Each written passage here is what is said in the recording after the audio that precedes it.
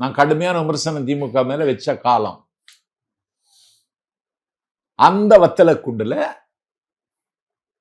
கண்டன கூட்டம் நாஞ்சில் சம்பத்தை தாக்கியதற்கு யார் பேசுறா? வைகோ பேசுறார்.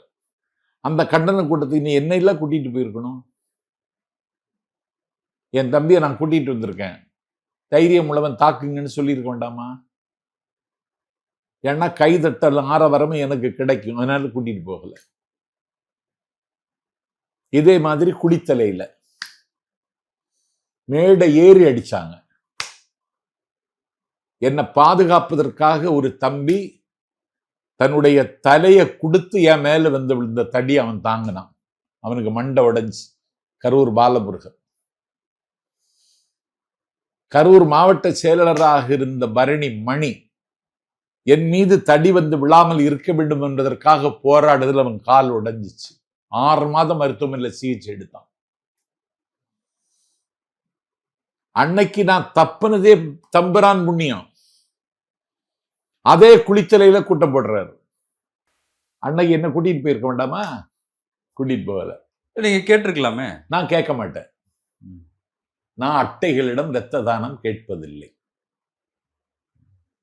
இல்ல, மதிமுகவை பொறுத்த வரைக்கும் சில கூட்டணியில அவங்க தவறு செய்திருக்கலாம், சில அரசியல் முடிவுகள் அவங்க தவறு, அதுதான் இன்றைய நிலைக்கு காரணம். நீங்க சொல்றத பார்த்தா இயல்புலேயே தவறான முடிவுகளை எடுக்கிறவர். எனக்கு இதெல்லாம் தெரியாது. நான் ஒரு சொற்பொழிவாளன் ஆக வேண்டும் என்பதை தவிர எனக்கு ஒரு இன்னொரு உலகம் தெரியாது. நான் மதிமுகவுக்கு தொடங்காமல் இருந்திருந்தா நான் திமுகவிலே நீடிச்சிருப்பேன். ஏன்னா நான் திமுகவிலே ஸ்டார் வேல்யூ ஆரேட்டர். 1993 நாஞ்சிலார் திமுகவில் இருந்து நீக்கப்பட்டதற்கு பிறகு, நாஞ்சிலாருடைய நீக்கத்திற்கு பிறகு மதுரையில கலைஞர் பிறந்த நாள் விழாவில் நாச்சியப்பன் தலைமையில நடந்த கூட்டத்தில் வைகோ பேச வருகிற பொழுது திமுகவுக்கு எதிராக பேச போறாருன்னு சொல்லி லட்சக்கணக்கான மக்கள் மதுரையில திரண்ட அந்த மகத்தான பொதுக்கூட்டத்தில் திமுகவிலிருந்து கலந்து கொண்ட ஒரே பேச்சாளர் நாஞ்சில் சம்பத். என்ன காப்பாத்தினியா? நான் வேற ஒன்றும் அவர்கிட்ட கேட்கல.